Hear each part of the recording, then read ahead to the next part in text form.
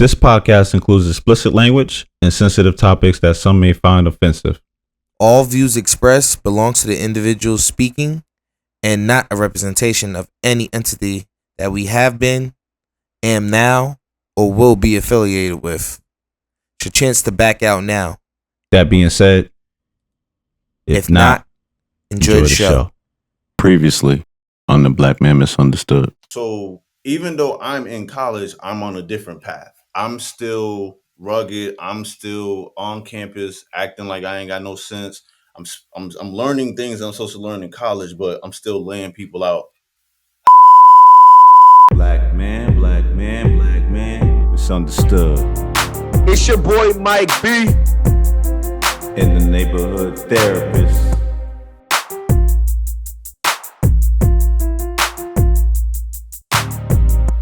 Welcome back to the Black Man Misunderstood. Here we discuss topics about the black man that others are afraid to speak on. I'm your host, Mike B, and this is episode 4 of season 4, Adonis vs. Damian, Survivor's Guilt. Joining me as always, my brother. Justice Payne Tyson, the neighborhood therapist. What up with it? Yes. And we're back with another banger for you guys. So, bro, what's up with you, man? All right, man. Good money. I can't complain. All right. So, I know this is your topic, sir. So I'm gonna just let you kick us off, man. First of all, this was your topic. I just happen to specialize in the topic. First of all, because true. Because they want to understand where you was going with this, so I'm going to ask you that too. So I'm gonna make it clear to the listeners. This is Mike B's topic. I just happen to specialize in survivor's guilt / survivor's remorse. Okay, that is like no BS. That is what I do in therapy. So I specialize in marriage and couples. Specialize in survivor's guilt, survivor's remorse, and because of this podcast, I now specialize in Black Man Misunderstood. That's legit a therapy now, like for real. People in Houston be like, "Yo, I want to get that Black Man Misunderstood lesson and do this." So it's a beautiful thing to see, bro. So I don't know if you knew that, Mike, but it's Black Man Misunderstood is not just a show; it's turned into a movement for real, bro. So it's heavy. It's heavy. I'm with you. I feel you, bro. But go ahead, man. Go in. Survivor's guilt, right? So it can be used interchangeably with survivor's remorse. All of this is my opinion. Let me preface by saying this. Everything I'm gonna say on here, I'm not coming at it from a therapist's point of view. I might trickle it in here and there, but this is mostly going to be me in podcast form, me in show form. Cool? That's my disclaimer. All right.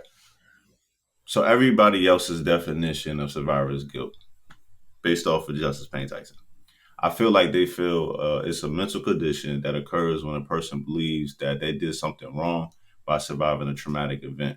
So think of soldiers when they're in a bunker together and then, a bomb or something goes off and mostly everybody in their platoon dies, but they're the only one that survives. So they'll go through feelings of depression, despair. They'll feel like, hey, I'm not supposed to be here. Why am I the one that survived? What happened to my people, my squad? He had a daughter. I don't even have no kids. Like, I wish he could live for his daughter, that type of thing, right? They often can get PTSD. Some of these people become delusional. I mean, the list goes on and on. They just really, really, it's something that's not talked about enough. And it's very personal to me. And that's that one side of survivor's guilt. I think most people think of that when they think of survivor's guilt. There is a second part to it we do not talk about. The higher ups don't talk about because it don't affect them. Growing up in an impoverished community, growing up in the hood, as I call it, you can develop survivor's guilt. Now, a lot of people are like, oh, what you talking about? Let me put you on a game if you don't really understand what I'm talking about. So me and Mike B grew up in the hood, right? When we left the hood, I'm not speaking for Mike B, but I'm giving you a little play by play. When you leave the hood, for me, for sure, I know that there's this feeling, right?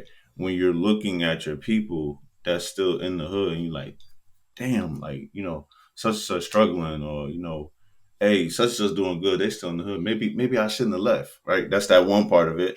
You got the other part of it, which is, damn, if bro would have had the same opportunity to leave, like, would he be in a better place? Because, like, he's struggling right now. It's basically you feeling like you owe it to people back where you from or where you came from to give back to them, or you feel guilty for being successful at what you're doing because the people that you love or the people that you grew up around or whatever that situation is from your past is bothering you, and it's similar. It mirrors the low key the PTSD of being in war, or being a victim of sexual assault too, because that can have survivor's guilt as well. Human trafficking. Why am I the one that survived that human trafficking event? What happened to the rest of everybody else? That, like, survivor's guilt is so complex. it can apply to so many things, man. And I don't think it get talked about enough. Just my personal opinion. But today, the one we're going to focus on, if I'm correct, Mike, the one we're going to focus on is moving from a place or leaving a situation and feeling guilty for that. The success, the beauty, the love of it, and the things that you're going through. Yes, yes, yes, yes, yes, yes, yes. And thank you for correcting me in the beginning, of course. Yeah, I did make this topic.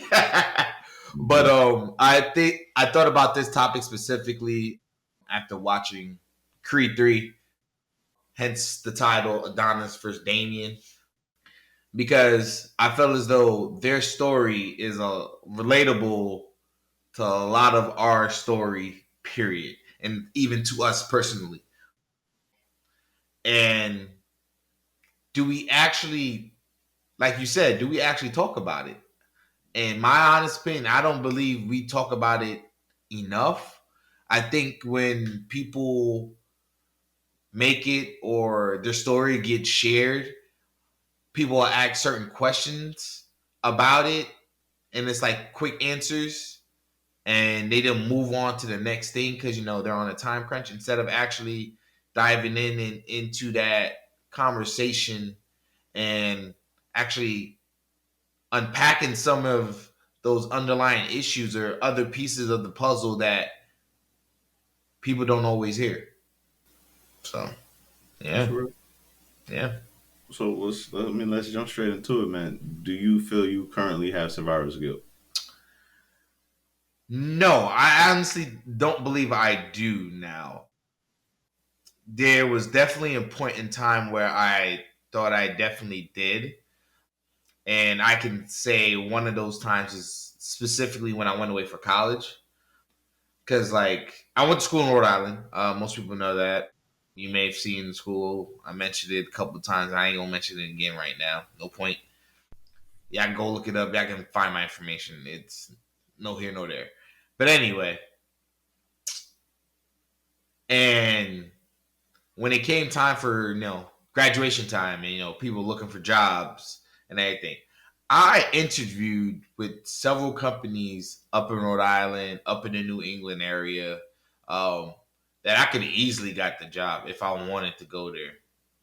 I could have easily got the job. But I always felt like I owed it to, one, my family, and two, my city to come back and give my time, effort to help people move up. So yeah, that survivor guilt hit me because in all honesty, I could have went straight out of school and got a job up north and never been back home. Mm-hmm. So I definitely can say, yeah, I had survivor guilt, and even still, like, there was a point in time like I moved back, but I wasn't even living in Patterson. I lived in Teaneck, but everything I did was back in our hometown. Church, volunteering. The only thing that I really didn't have there was a job, but the job was so close to the town. I was still there. You So did that based off of obligation? You did that based off of you feeling obligated to do that? I believe so. I believe so. I believe Mm-hmm. so. I know I purposely looked for jobs in the area. I could have probably easily expanded my search and probably found the job even quicker, but I focused specifically on that that region, Jersey, for job work. So yeah, it's like I have to be there, and I have to do what I was like. I was already doing things when I was there, right? As a teenager, growing up in the town, and so I'm like, oh, all my peoples are still there, my family's still there, church family's still there. I have to go back and give back, because growing up there was two things you always heard: people either staying in Patterson or people leaving Patterson. Those were always the two things. It was like, yo, you need to stay, need to help. We need more young people like you. Mm-hmm. Always said that. Or it was like, ain't nothing here for me. I'm out of here. Mm-hmm. Those are always the two dynamics that you heard. So yeah, I definitely had survivor's guilt, but I don't have it currently. Okay. What about you, my brother? It's not as high. It's still there though. It's higher than most, for sure. I think my story is well documented. The part that most people know anyway is I left at 18, 19, one of those. Yeah, one of those. Mm-hmm. Yeah.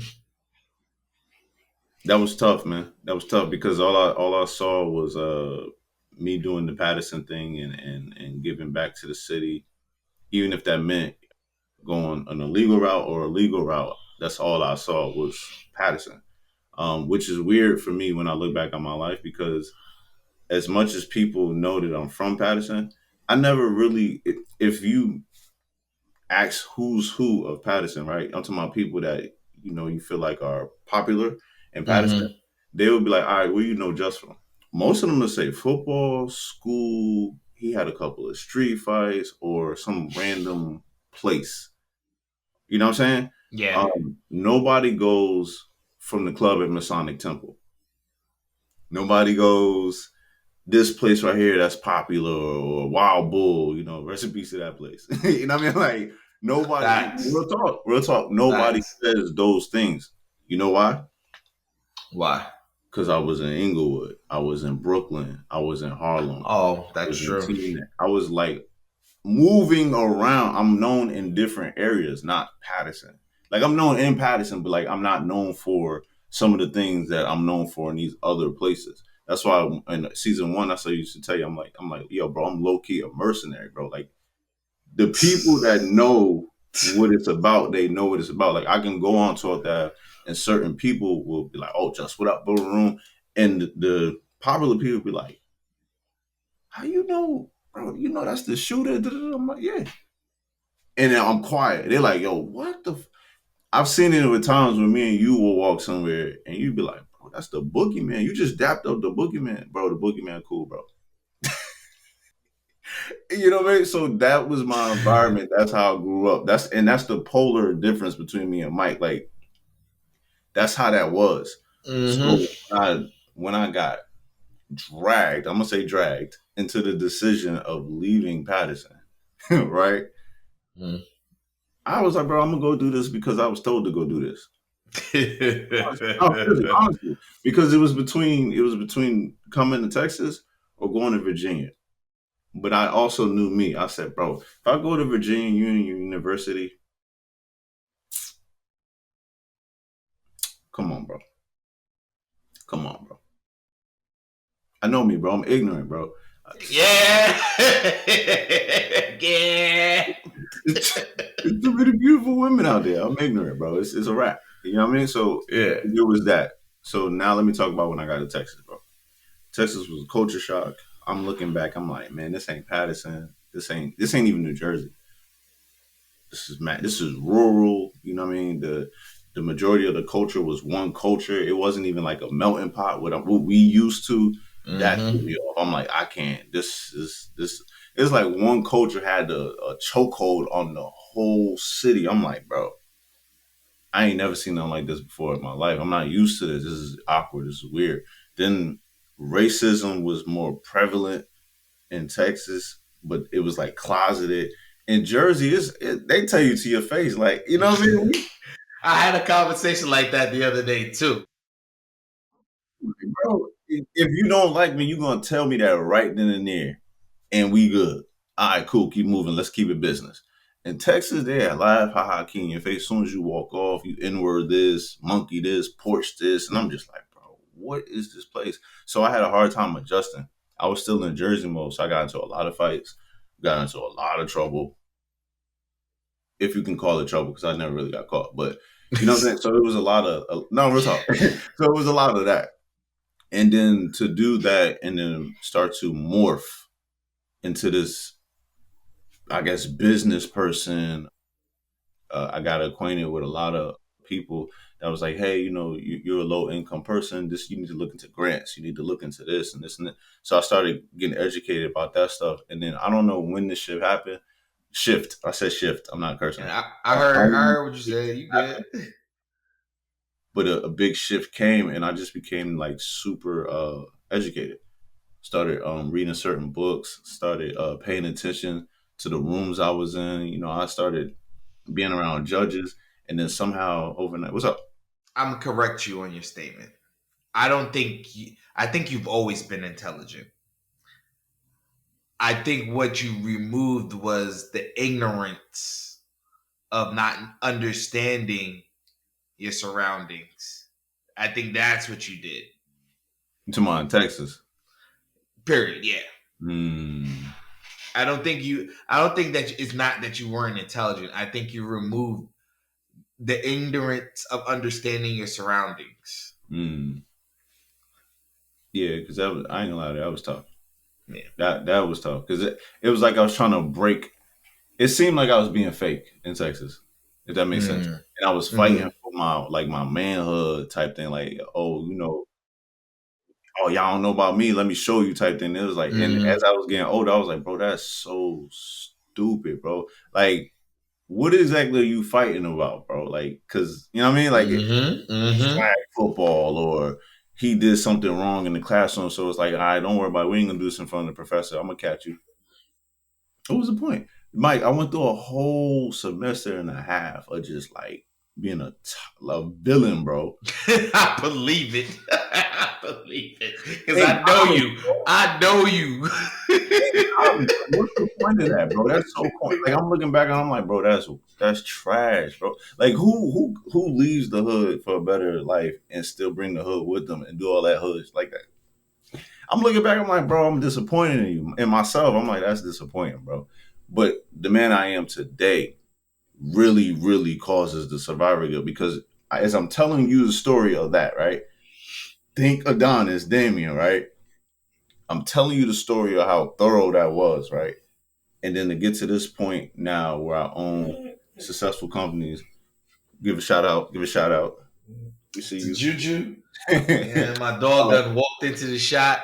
When you think about the things I'm doing in my life now, man, own a home, married, all the things, right? The things that people be like, oh, bro, you doing it, man. We proud of you. Da, da, da. Every time I hear that, I be like, man, I'm not doing enough, man. Like, because to me, doing enough is being able to like go back and help somebody that I know got a great business mindset, but they don't got the resources. That right there. Bro, this how you do it. All right, let's press a button. And then only thing I want from it is like, all right, bro, I want 1% from it because it still got to be business, right? I still got to teach you business. But hey, bro, I'm gonna give you the startup funds. You're gonna do this. That's why I feel like I ain't quite make it yet. That's the tint of survivor's guilt. It's not more so like, oh, I made it out, you didn't no more. You know what I mean? And I'm not gonna bring up his name, but I am gonna say that part of me passed away with our brother.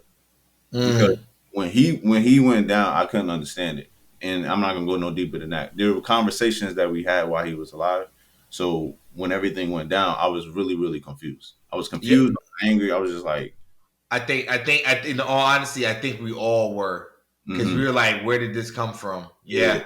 I remember those last couple conversations we had. We were all talking about leveling up and building. Yep. Yeah, it was very confusing. So I was just like, I don't understand. So then my survivor's guilt went super higher because of his son. Because I was, you know what I mean? Like I had to. He gave me specific steps to do in his absence for his son. So I had to go into that gear. But as I'm looking at his son, I'm like, bro, you supposed to be that right there. That was my survivor guilt was at its absolute highest because I'm watching his son take steps and laugh, and I'm just like, I couldn't. It was too much. I'm talking about, you saw me, bro. I was flying to Jersey. I'm chilling. I'm like, yo, this is too much. Yeah. That was survivor's guilt to the highest of high. But once I finally started to get through that, it was because of his son. I went through the worst of it because of being around the son, and I got through it because of his son. Because his son would start to verbalize, "Hey, Uncle Just, can you help me with my homework?" Yeah, I got you. I got you. Yeah, like, can you help me with my math homework? No. Ask your mama. I'm not good at math. Of course, that makes sense. That makes sense. I get that. But like having those moments, right? Yeah. It started to lower my survivor's guilt, and I had to get to a point, which is where I'm going into next. Because you asked me if I had survivor's guilt. Yes, it's still there, but there are ways to get through it. Yeah. There are ways to push through, and that's. I'll get into that a little later, but let me ask you this about the survivor's guilt when you had it. Mm-hmm. Do you feel like you had it because you were a good person at heart, or do you feel like you were manipulated by the people around you in order to have that? Like, you all nice, come back, check on us, blah blah blah. You know how that type of stuff. So I think it was a little bit of both. Because yes, I am. Most people would know me. I have, when it comes to certain intentions, if people don't know me because because of my foundation. First of all, Christian. I'm a Jamaican, and I'm family oriented, right? And with me being Jamaican, I'm very proud of myself. Really, you really can't tell me I can't do something, and I'm not gonna be in your face and be like, "That's what you think." I'm gonna do it anyway. The only person that really doubts myself is myself sometimes, and that's internally. I don't show people that outside usually, unless you're really close to me.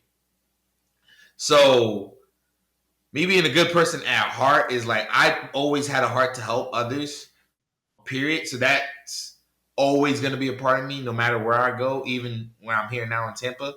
But I can definitely tell you the manipulation was there with certain people, certain times, certain conversations, because it's not that they asked me to come back.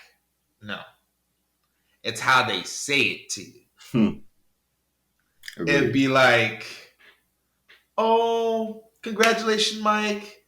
Don't go off and be a big shot, and don't remember the little people." Mike, don't forget about me because I know you're gonna be doing great. I'm probably gonna need a job for you at times.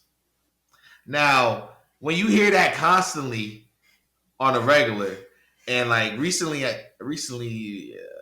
I learned. Well, we talked about it in this group I was in of men, specifically husbands. We talked about how many thoughts go through your head per day, and it's over thousands, right? Now, think about it. And the thing is, with those thoughts, the same thought could reoccur more than once. So now, hearing all this at the same point, at your graduation party, getting celebrated at different events all over the town, or people know that you graduate, and they're all saying this to you for a matter of, let's say, days, couple of weeks before you leave, or even before you go off college. That's gonna sit with you. Yeah, that's gonna sit with you. So then you take that upon yourself, and then you're in school. Let's say you mess up with one class, and you be like, "Dang, I can't be messing up. I got people depending on me back home." Talk about it. It manipulates you. That's a manipulation. Instead of you focusing on, yes, I need to do better for myself and not have the weight of the world on your shoulders, because that sometimes is what makes people great test takers versus okay test takers. And that's another thing where people actually, because there are people who know the information, but when they're under stress, under pressure, they don't perform. Let me ask you a question. Go ahead. How do you know when it's manipulation or motivation? So it took some time. When you get older, you'll realize, well, as you learn, I wouldn't say older. I say as you learn yourself, you'll realize when it is and when it's not. I've gotten to a point where it goes back to foundation, right? God is the number one piece for me. So I look at myself, or I try to look at myself how he sees me. And that's one of his children who he loves so much. So that man, if he has so much love for me, I gotta have as much love for myself. So that, and most people think love is just a word. It's an action word. And you gotta action the love on yourself. So that means you gotta believe in yourself. So you gotta take the necessary steps to study or train yourself or train your mind to know that you can do something, or you understand the limitations of yourself. A true understanding of yourself. That's how you can move from the point where you can realize, oh, that's a thought that someone threw in me and it's trying to manipulate my thought process, versus that's what I want to do for myself. Okay. No argument. Okay. That was deep. Yeah, I be having it sometimes. Okay. All right. So what do you do with survivor's guilt, right? That's what people want to know. Man. This is gonna end the whole clinical side of things, because we'll get into Adonis and Damian in a second. Yeah. For real, seriously. In order to get through that, you have to. It's kind of like the 12-step program. You gotta acknowledge it first. You gotta acknowledge it. You can't sit there and play with it, man. You gotta acknowledge it, and it hurts when you acknowledge it. I'm here to tell you, as somebody that is still dealing with survivor's guilt, you gotta acknowledge it, and you gotta acknowledge that it's the people closest to you, and I think that's what hurts about it. People make their decisions. I'm about to say something real controversial. I'm gonna stand on it though. Humans make their own decisions, and a lot of times you'll battle with one side of people that'll go, well, their circumstances has them like that. It's not their fault. It's gonna hurt saying this. As somebody that has made it out of what I made it out of and given back, I have given back to the city multiple times. Not in the way I want to, but multiple times, right? I'm 100% at the point now where, because of social media, I call bullshit. Now I call BS. Before, in 2000, 2001, around that time, I agreed. I'm like, yeah, man, we in the hood, bro. We like, what we supposed to do? We making the best out of our situation. That's what we've been doing as Black people forever, bro. Y'all gave us scraps. We made soul food. Don't get me started. I'm not going to do it today. But that's what we've been doing, right? I think that's what the neighborhood mentality was. You know what I mean? In the 60s, the 70s, 80s, not in the 90s, it became the hood. We just shortened it. You know what I mean? It's still a neighborhood, right?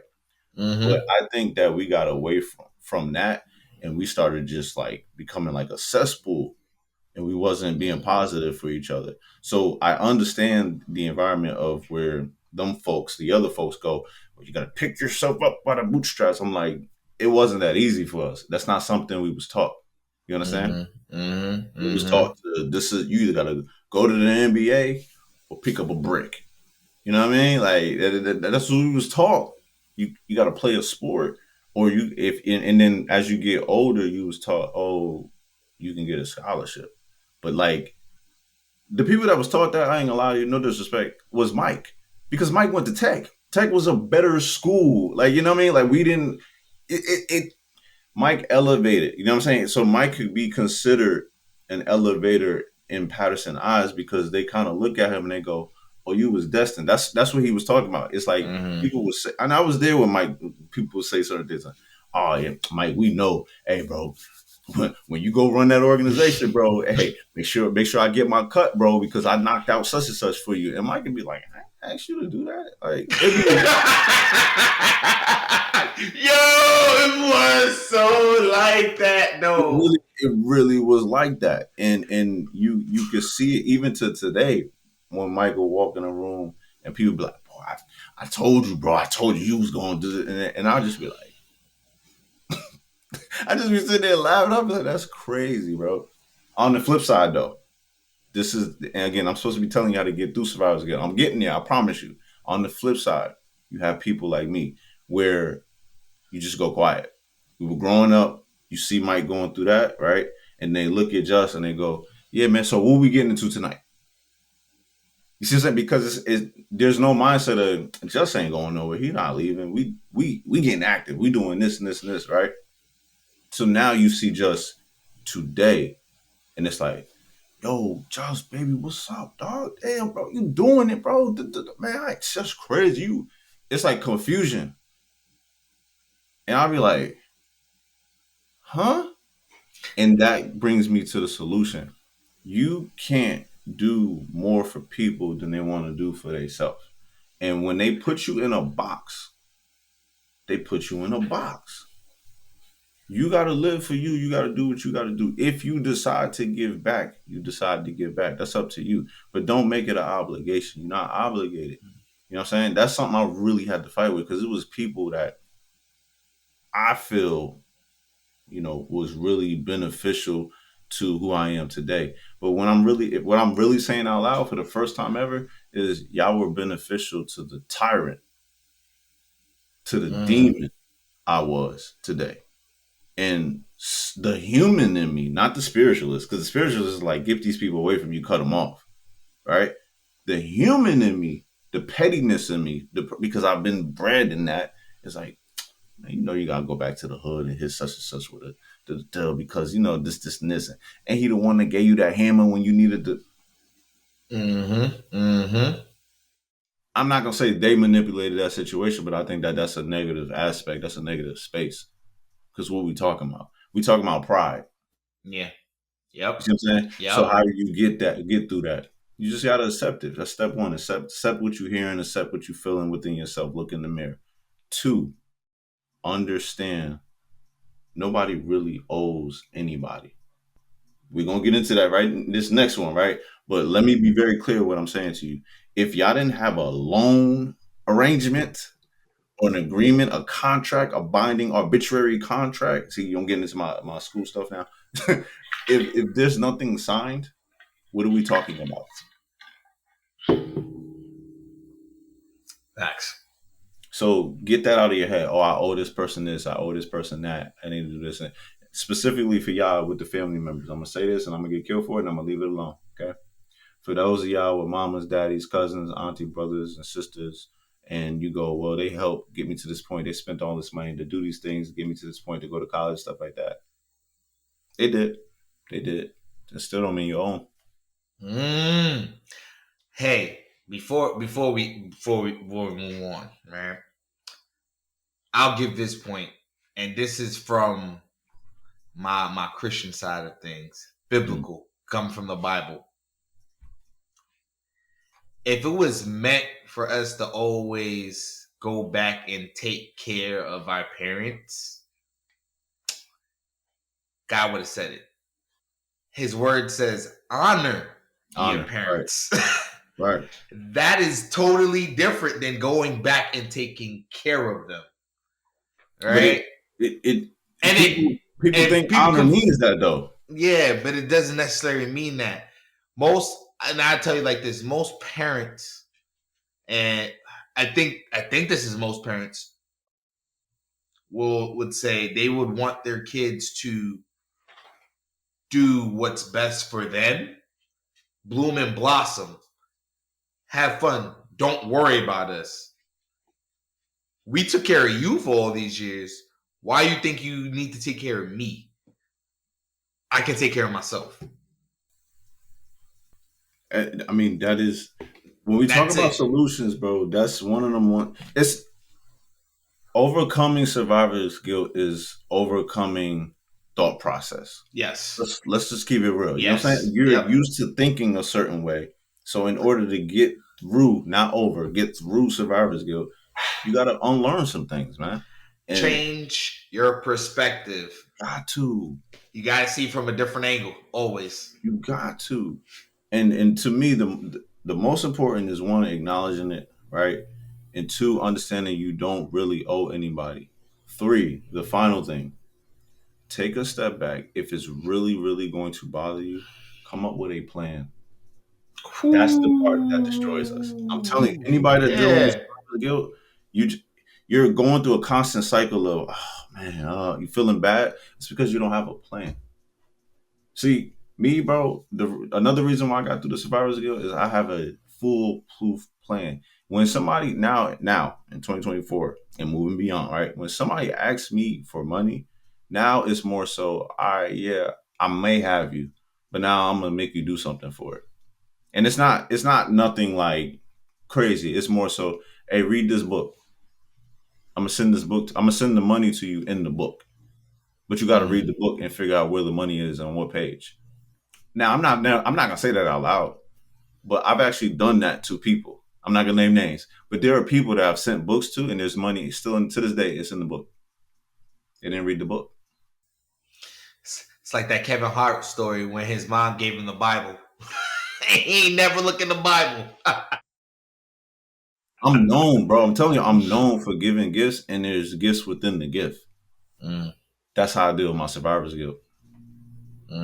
Because I feel like I'm doing my part. I'm giving you something that's gonna help you elevate. What you do with it now it's on you. Yeah. Now it's on you. I can't feel guilty for you not wanting it. I can't want it more than you. Ooh. Yes, sir. Yes, sir. Yes, sir. Come on, man. Talk to me. I don't even think we need to answer this next question. That next question I don't think we need. What's that? If you ever truly healed from survivor's guilt, because I think we've answered that. Healed or heal? Heal. I'm gonna say no. Really? I'm gonna say no. I'm the healing concept keeps getting thrown around now because it's been hyper sexualized, I guess. Yeah. I think it's sexy now to use narcissist healing and all the buzzwords. Yeah. Buzzwords. I'm gonna be real with you, man. Healing is a lifelong journey. It's a process. Yep. Yeah. So, do you ever fully heal from survival? I didn't say fully. I said truly. Are they not the same? No, that's the same. Yeah. My answer is no. It's always there. It's kind of like a scar. You know what I mean? It's just you look at it, it reminds you. So I think the answer is yes, because when it comes, and this is how I process healing, right? Healing is never truly getting rid of that feeling. It's learning how to control it. Because it's more so, I think it's a self-control thing. Knowing that can put you in a tailspin of thoughts, decisions, actions. And if you have the self-control to control it, you're healed from it, but it doesn't always leave you. It's a constant reminder, but you always have to have that self-control. So that's why I say yes. Okay. I ain't mad at that. Yeah. All right. We'll have to dive into that in another episode. No problem. Yeah. So now we are at the part of the episode where we're actually going to bring in the movie. And just to let you guys know, yes, we do not have a script or notes about movie. We doing it straight off the brain. So if we get a scene incorrect or wrong, y'all can let us know in the chat if you want. But honestly, we don't care. We're just gonna go far ahead anyway. So let me also, I'm gonna say this too. Also, if you haven't seen Creed 3, I say you pause, go watch it, then come back. Right. And let's say welcome to the people that skipped through that first part, went to YouTube and was like, man, when they talking about Creed 3, and they're coming here now. So what's up? What's good with it? Yes, we about to get into it. So let's get it. Yes, sir. So we're going to explain the movie in a nutshell quickly and then walk through pieces. Brother, jump in whenever you feel like it. So Creed 3 goes back to what we believe what survivor guilt is. And at this point in time, Adonis, Creed, is about to experience his own episode with survivor's guilt. In this movie, in the third installment, we see the end of his career. He basically retires. And he's starting to make the steps on the next part of the career and becoming a promoter and everything. And in this process, a childhood friend comes back in the picture, Damian. In the movie, it shows you a little glimpse of what happened. It wasn't Adonis who was the boxer at first. It was Damian. Adonis was his right-hand man, always with him, carrying his bag, make sure all that stuff was good. And they got into a little situation.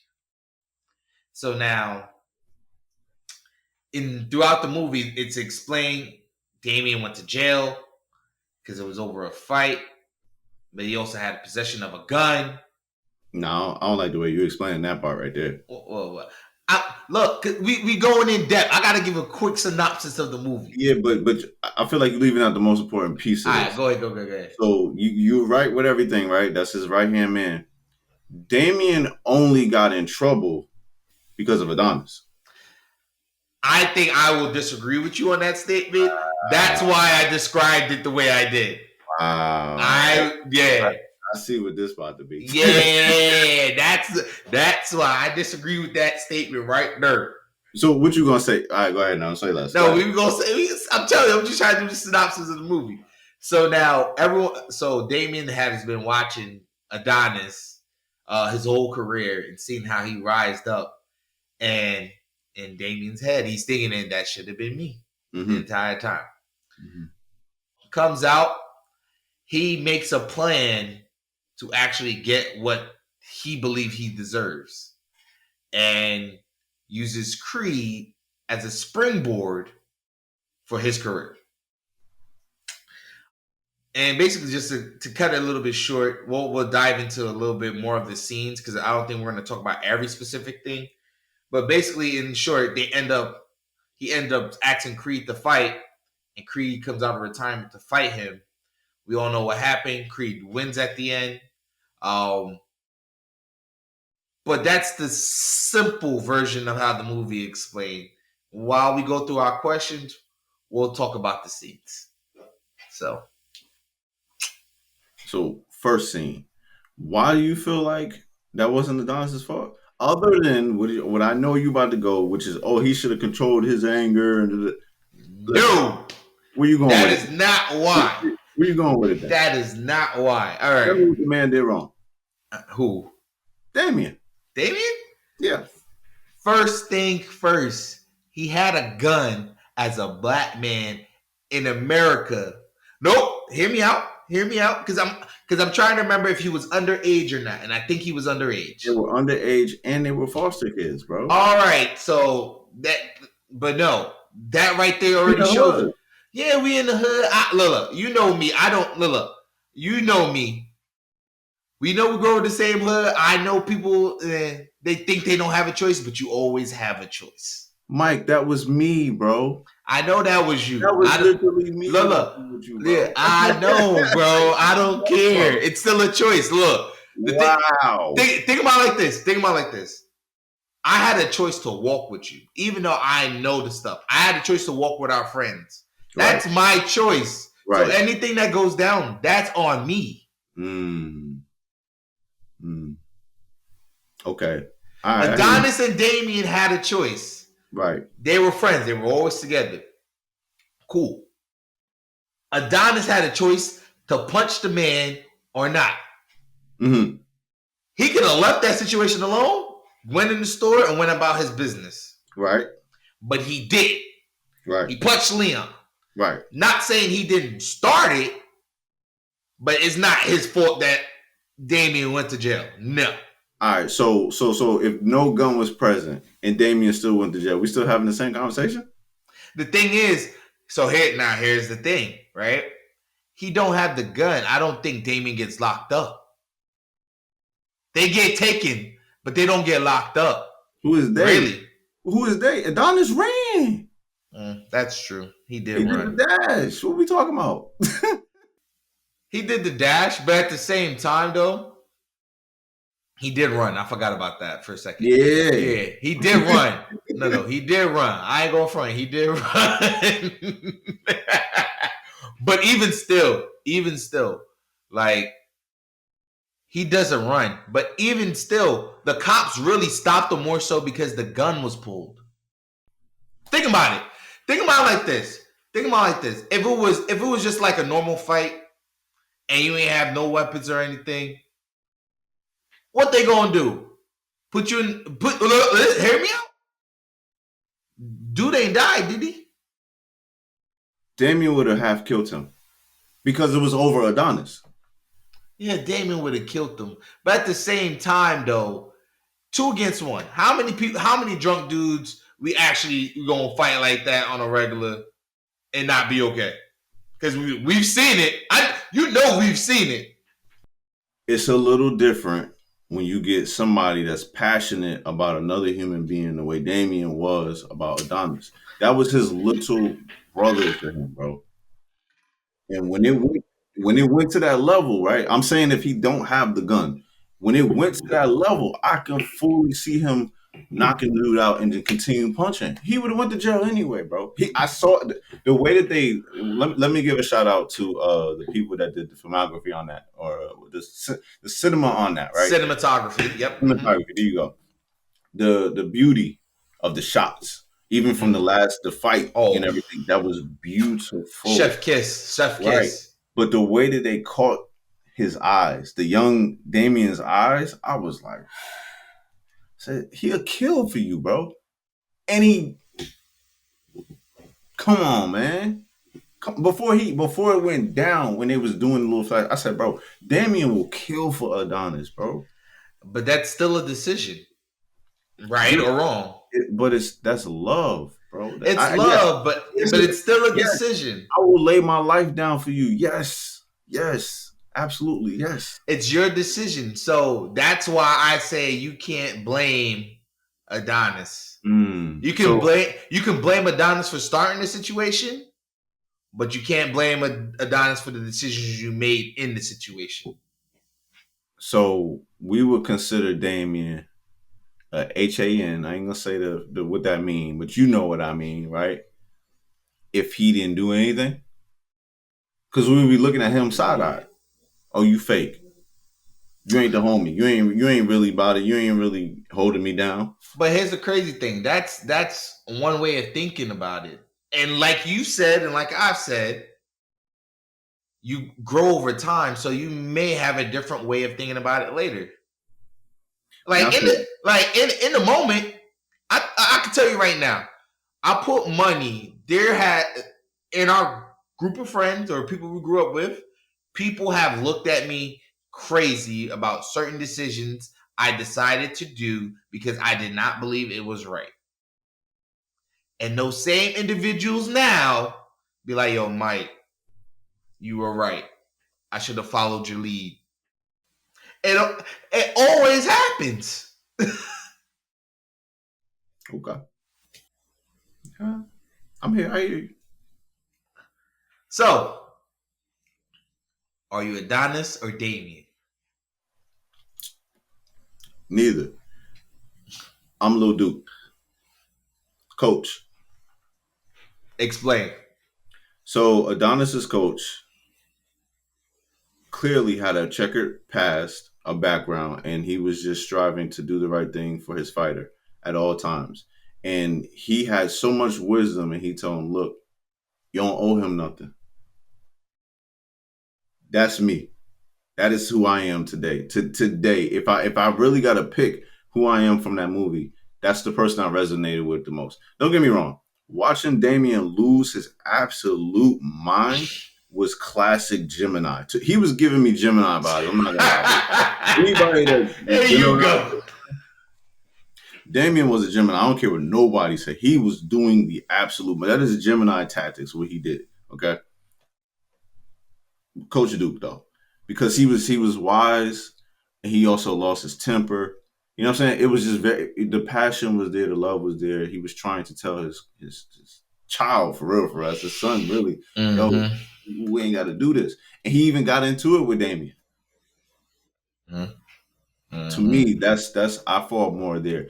I can't be Adonis because if I'm being real with you, from from Creed 1 to 3, I've never resonated with him. I just like watching the movie, but I don't. You know how you resonate with a character like Terminator or something like that? You could resonate with what's happening. I've never watched Creed and go, man, yeah. He's not me. He reminds me more of Mike. I'm like, he's not. That's not. He's not me. That's more of my brother. I'm like, oh, okay, my bro go through stuff like that. Like real talk. Like that's a Mike response. I do that. By the way, I do that with movies. I do that. I know you do. I know you do. Like, shout out to Big Jaw and Minx. 100%. I do that all the time. I be like, Minx, I be like, oh, that's something Mike would do. 100%. And the skits that they do, I be like, oh, Mink and Mike's are the same person. That's something he would do. That's a sidebar, but that's here nor there. But Coach Duke, bro, that's my answer. What about you? I love how you just jump ahead before I even get to say it, bruh. Like, yeah, not everything to a T, but yes, I relate more to Adonis. Everyone knows this. Yeah. And that's not a bad thing. Adonis, he got his head on right.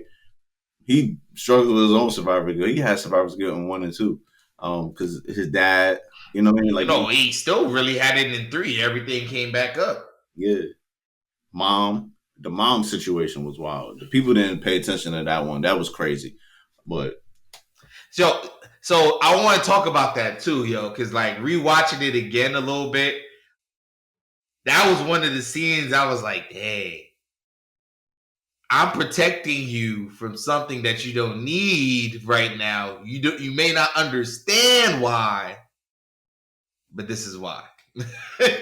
yeah, but it harmed him, man. In the end, yeah. That was whew. But, I also thought about that too, because like rewatching that scene, I'm like, the first thing you thought of is because he already did you wrong because he knocked out your number one guy. Is that you took the picture because you realized he'd been playing you. Right?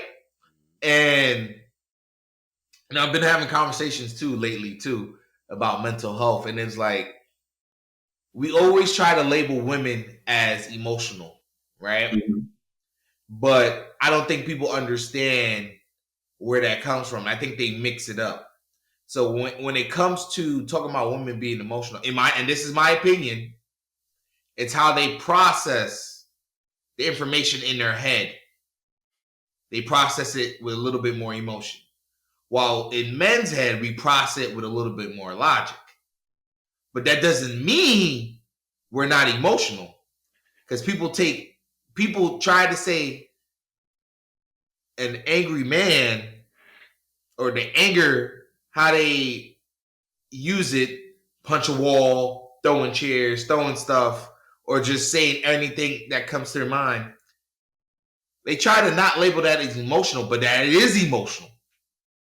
People try to say, oh, no, he's all right, he's cool, he's just bones. Nah, that's emotions. He was emotional in the moment. Instead of thinking clearly. Because in my opinion, with everything going on, I would have thought about it differently. I would have probably sat on it and had a meeting. Then confronted him one-on-one with the man, be like, so I see that you've been playing me. Why? And then they proceed to explain, I didn't have your letters. Your letters were kept from me. I literally just got them the other night. And that could have changed a whole bunch of other situations and decisions. But of course, we know it's a movie, so they had to hype it up. That's real. So, yeah. I'm rocking. Since you added little Drew, I'm going to say, are these the main archetypes of black men? And before you answer that, I'm going to give a very generic definition of archetypes. Archetypes is a typical example of a certain person or thing. In other words, stereotypes sometimes. My brother? So before 2001, I would say absolutely. After 2001, I don't know what a black man is anymore. And I'm not saying that with pride. I'm saying that with confusion. You know, we'll get into the cancel culture and all that other BS. I'm not saying we have to be a monolith, right?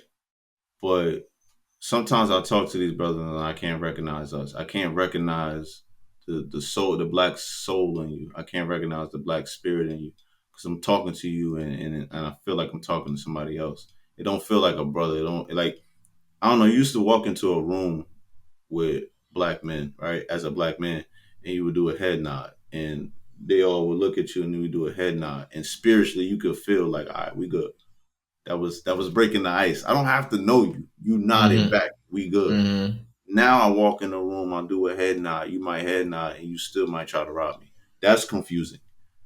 That is confusing. I see where you're going with that. Confusing. That's a whole other topic right there, bro. I'm answering the question though. Are these the archetypes of black men? They used to be. It used to be that it was either the super aggressive black man. You had the kid that was in the middle, kind of suburbanish, but he wasn't raised in the suburbs. You got the suburban black man. You got the gay black man. You got the closeted black man. You got the gangbanger black man. Like those were we had stereotypes, right? The super educated black. We had those. I felt like that's what this was. Damian was the kid that could have been, but got caught up. We got that. You got the kid that wasn't thought about, and then became because, according to the movie, because the other kid put him on game. That happened, right? And then you got Coach Duke, who I think, and this is just me, bro. I think they need to do a Coach Duke movie about his past. It'll be dope. I promise you. Because I think he was cold when he was younger, bro. Do a Coach Duke movie, and it'll show you what I see in Coach Duke. He was probably worse than Damian and Adonis together to get him to that point of wisdom, because that wisdom that he had in that movie, that was from experience. That was from straight experience. I have a thing about that now. Talk to me. So I don't think people always learn from experience. I think you can. I'm not saying that you can't, but I feel as though it's a healthy balance. Because you know that saying, people, how the saying go? I'm trying to remember. The best teacher's experience. False statement. Because why do I need to experience something that you already went through and I've seen the bad and the good? Why do I have to go through it to experience it myself? But it's still experience. It's secondhand. Well, secondhand experience, but yeah, secondhand experience, yeah. But I'm just gonna. I don't want to throw that piece out there. Nah. Oh yeah. Nah, but no. I get you. All right. So, do you ever really owe anyone? I'm on record. I'm saying no. I'm standing on that. No, because and ultimately the answer to that question is because that individual, like you said, I'm gonna use your words against you. That was a decision. That was a choice. When people hit my phone and be like, "Yo, Just, you think you could?" and they don't even ask me how I'm doing, it's my choice to engage in a beautiful conversation or hang up on you. That's how I used to be. I'm known on the flip phone, bro. Remember I had that old black phone? Click. Telling you, y'all have healed so much. But No. You don't owe anybody in the world anything. These are people making decisions and choices. It would be nice for you to reciprocate the energy that if somebody's being real with you and being honest with you, absolutely. I think that puts you in a different category.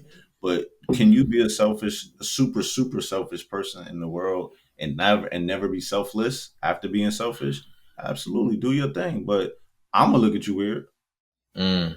That's who you are, though. Live your life. Be true to who you are. Cool. I know how to deal with you now, though.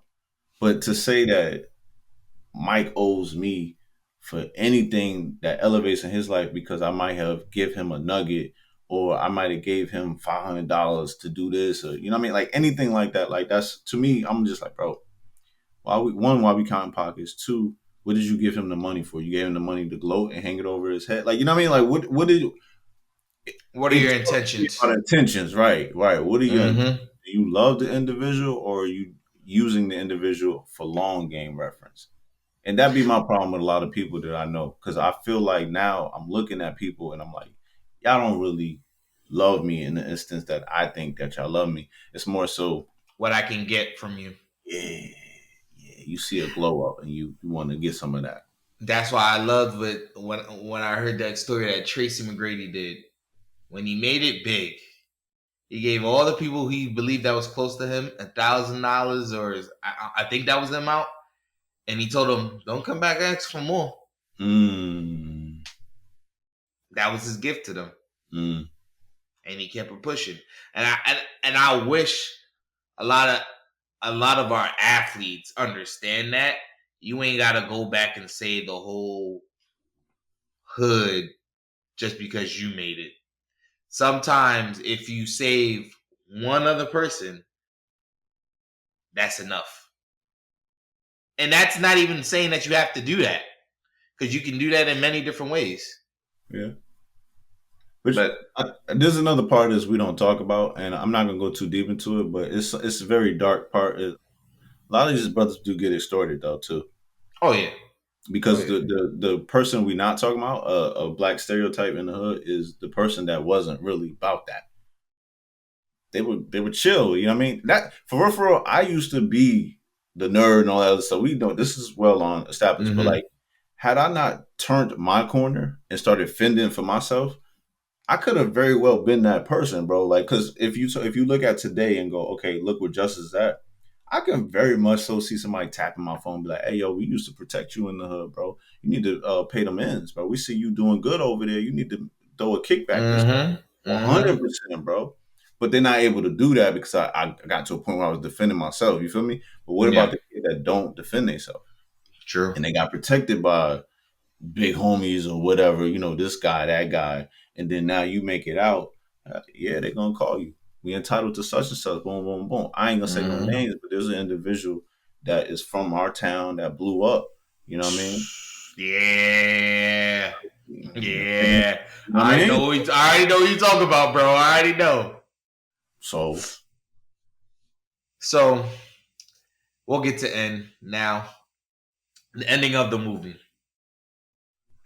How do we deal with the survivor guilt head on? In the movie, this was actually fought head on in a match, boxing ring. It was beautiful. Which was a perfect cinematic piece on showing how to fight on survivor's guilt. Cause like the way they shot it, where it was everyone was there and then no one was there. And then you see your opponent, but it's just you focusing on what you need to do. And it's like, yo, that was like a perfect piece on like understanding survivor's guilt. Like, forget what everyone else and the person that you're dealing with think. You have to focus on yourself. Perfect way to end the movie. Perfect way to end the movie. And the other thing is, and most people would try to say, "Oh, that's cheap and whatnot." Adonis going to him in the end and having that conversation really put that movie in another level and light for me, because like we don't. I'm not gonna say we will never see it, I'm gonna say that's the part that we don't try to focus on. We focus on the part of just tackling it head on. But what do you do after? That's facts. That's facts. You couldn't better said that better myself, man. The only thing I can add is that not only was he fighting, were they fighting themselves and they was focused on what they were doing themselves, they was dealing with the man in front of them. So, yes, deal with yourself, but when you get to that point of survivor's guilt, you gotta start dealing with the people in front of you because they're used to something else. So they're going to continue to treat you as you're something else or something old. It's a new you. I got another controversial take. Okay. I do what you as y'all please, okay? I'm strictly only referring to the Bible. They say that Yeshua Mashiach, who we call modern day Jesus the Christ, okay, died, went down, and rose after 3 days, right? And it also says that he came and he's supposed to absolve us of our sins. Correct? Is this correct? Correct, my brother. Okay. So my philosophy has been for a good while, every time you go to sleep, you need to look at it as you dying. When you wake up in the morning, that is you being reborn. That means you get another opportunity to do what it is that God has put you here to do. And that's cute, right? Because a lot of people say that, but this is the part that's going to be controversial. Man, Mike, I'm on record, bro.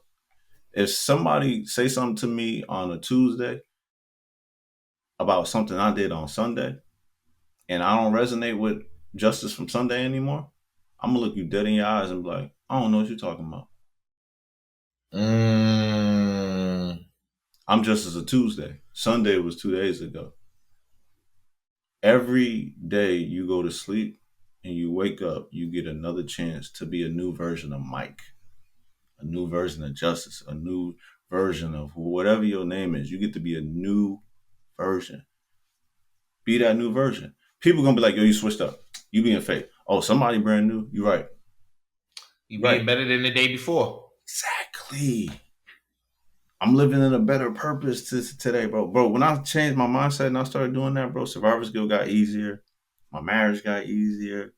A lot of my life got easier. My work issues got easier, bro. Like a lot of stuff, bro. Because, like, bro, I can't change what happened yesterday, bro. I'm going to be this new person today. My brakes went out on my car. That was yesterday. Today, do my brakes work? Oh, no. What happened?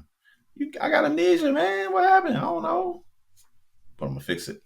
So I can fix it today instead of having that aggravation yesterday. You feel me? Like, it's just, we stressing ourselves too much, man. You feel me? And that movie, I'm not gonna lie, in the beginning I gave it a 7 out of 10. I still think it's a 7.5. Totality of it. It was too close to Black Panther 2 for me, but that's here nor there. That's just me. I'll be on my own. You know what I mean? But it was still a great movie. They had a great message. And I think that for people that are watching it, going into it for entertainment, cool, watch it the first time. But the second time, really pay attention to what they're saying to you, man. Ryan really put some gems in there for y'all, man. He really did. Yeah, and we didn't even talk about these other undertones and the other storylines with the daughter. With Creed, with the relationship between Creed and his wife. Like, there's a lot of other stuff we could have talked about, but we ain't got the time to focus on all that.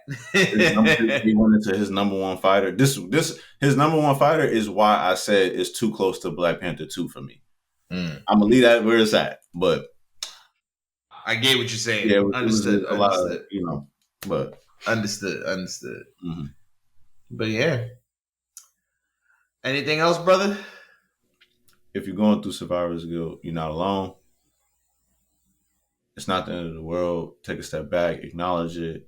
Again, you don't owe anybody. It's nice to give back if you feel like these people were significant in your life. Absolutely.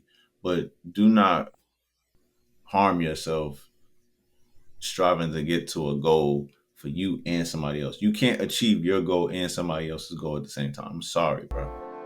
Facts. Focus on what you're doing. And if you want to give back, give back. And with that, folks, we see y'all next week. Peace. What up, listeners? Mike B here. Hope you enjoyed the episode. You can find us on IG at BMM_podcast. On TikTok at BMM Podcast. Facebook, just type in the Black Men Misunderstood Podcast. And then you can find the Neighborhood Therapist at the Neighborhood Therapist on IG. And you can find myself at MikeB_BMM on IG. And if you want to connect with our producer, the DJ himself, Mr. DJ Daxter, check him out at DJ Daxter on IG. Alright, folks. See y'all next week.